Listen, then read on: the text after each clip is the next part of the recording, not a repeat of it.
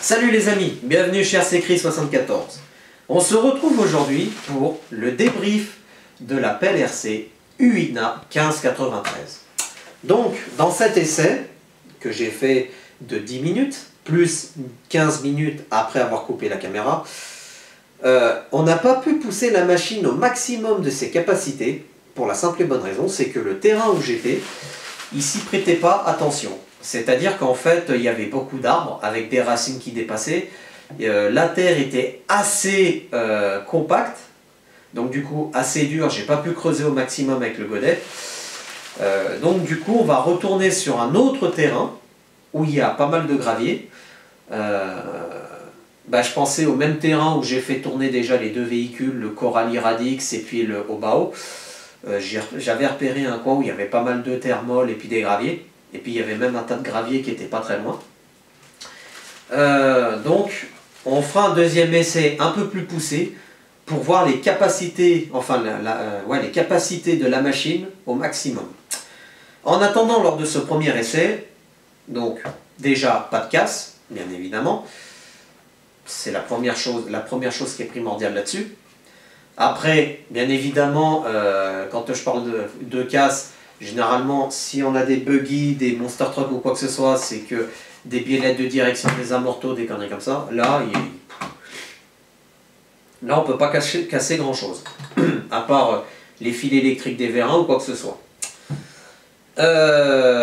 Donc, pas de casse. Le godet, pour le moment, fait bien son boulot. Les dents du godet ne sont pas pliées. Le godet est à peine rayé parce que j'ai juste râpé des feuilles mortes et enlevé une branche cassée. Les deux bras ont bien fait leur boulot. La rotation de la pelle, pareil, impeccable, rien à signaler, sauf le petit bouton on-off en dessous, qu'il faudra se méfier si on est dans un talus ou quoi que ce soit, que ça ne vienne pas le pousser en position off. Les chenilles s'adaptent très bien sur le terrain, vu que c'est des chenilles en caoutchouc. La seule chose que je peux leur reprocher à ces chenilles, c'est que lorsqu'on braque gauche-droite, donc c'est-à-dire comme ça ou comme ça en avançant, je vais vous le montrer un peu plus en zoom avec la caméra, on a les trois galets en rouleur, et en fait la chenille des fois, elle vient mal s'enrouler sur les galets en rouleur, et elle se décale, comme si elle allait décheniller vers l'extérieur. Donc en fait, les trois galets en rouleur, vous les voyez, ils sont ici.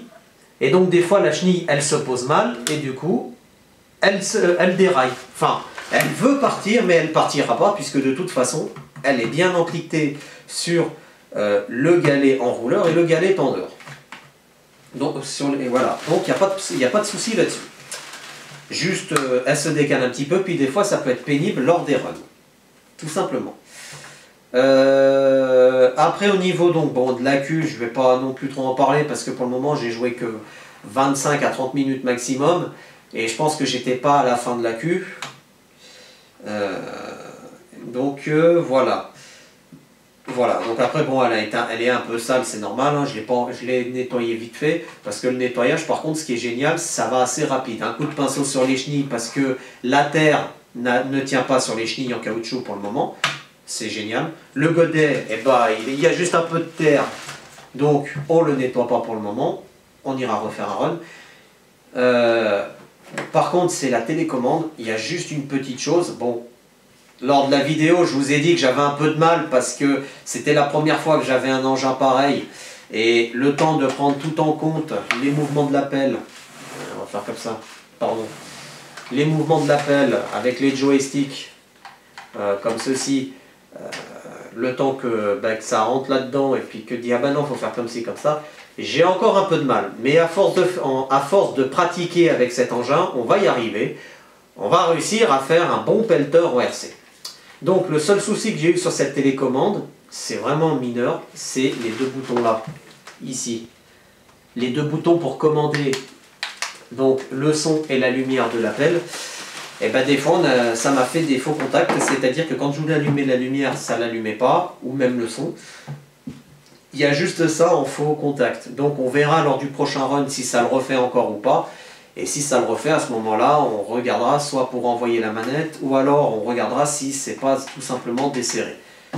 Mais bon, on va attendre le deuxième run quand même les amis, parce que comme je vous ai dit, lors du deuxième run, je veux pousser au maximum cette pelle RC, au maximum de ses capacités. Donc voilà. Qu'est-ce que je voulais dire d'autre sur cette pelle? Alors bien sûr, pour ceux qui en ont des pelles RC, et je sais que j'ai une abonnée qui en a une, et c'est une fille en plus, et je crois qu'elle l'a déjà utilisée. Donc n'hésite pas en commentaire n'hésite pas en commentaire à dire ce que tu en penses de cette pelleteuse, si elle fait très bien le boulot, etc. Je crois qu'elle s'appelle Séverine, l'abonnée de la chaîne. Donc Séverine, si tu souhaites partager ton expérience de cette mini-pelle, n'hésite pas en commentaire à donner ton point de vue sur cette pelle. Voilà. En attendant les amis, moi je vais repartir en essai dans l'après-midi, parce que là donc je vais publier la vidéo, enfin j'ai tourné la vidéo le matin. On va refaire un deuxième essai sur le terrain où j'ai testé le Coralie et le Hobao, bien évidemment. On va même essayer de voir si on peut aller dans un début de carrière pour réellement tester la machine aussi. Et puis bien sûr on fera une deuxième vidéo et je la publierai sur la chaîne, je n'hésiterai pas. Je parlerai juste au tout début, pendant la première à la deuxième minute, et ensuite je vous laisserai admirer le spectacle. Alors par contre pour la vidéo, je ne sais pas encore si je prendrai mon appareil photo numérique ou la caméra. Je pensais prendre plutôt l'appareil photo, même si je ne peux pas dépasser les 1/4 d'heure maximum pour tourner, parce que la caméra, j'ai peur.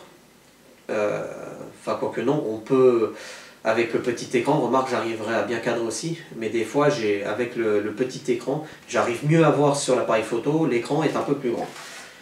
On verra tout ça, comment on va gérer le truc dans l'après-midi, mais de toute façon, il y aura une deuxième vidéo, je vous rassure, les amis. Qu'est-ce que je voulais dire d'autre à part ça? Il y aura aussi la vidéo blabla de la chaîne de janvier qui va arriver. Je pense que je vais la faire là cette semaine, étant donné que je suis en vacances. Comme ça on fait la vidéo du blabla, vu que ça fait 2 mois qu'on n'en a pas fait une, et puis de se tenir au courant de la chaîne, des prochaines vidéos qui vont sortir, etc. Je trouve que ça vaut le coup quand même de faire ce petit blabla. Voilà. Qu'est-ce que je voulais dire d'autre? Donc les amis, pareil pour le débrief run, vous me direz si ça vous convient, le cadrage de la caméra, la lumière, et si vous voulez que je reste assis ou si vous voulez que je le fasse debout. Donc par contre si je le fais debout, je serai un peu plus éloigné de la caméra. En attendant, je voulais vous remercier les amis pour tous les conseils que vous me donnez concernant déjà la lumière, le cadrage, les vidéos, et surtout les petits conseils par rapport à cette pelle, parce que je sais que dans le groupe, c'est le groupe RC Mani Garage sur Facebook, il y en a qui m'ont donné des astuces pour avoir des options, etc. Donc on verra après le deuxième run si on la met en option, ou si on l'optionne, ou si on la laisse comme ça. Voilà. Je vous souhaite à tous une bonne journée. Prenez soin de vous. Et surtout, jouez bien avec vos véhicules RC. A plus les amis.